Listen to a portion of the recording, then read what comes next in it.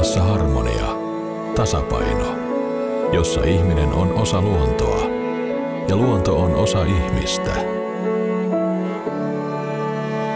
On löydettävissä paikka, jossa on tilaa ajatuksille, kiireettömille hetkille ja niiden kauneudelle. On kunnioitettava elämää, rakentaa ja vaalia sitä, sen ainutkertaisuus muistaen.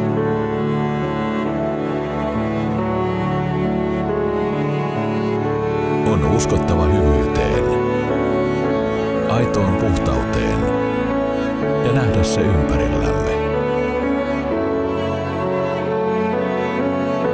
On osattava iloita, nauraa koko sydämellä, hehkua kilpaa hyvää oloa.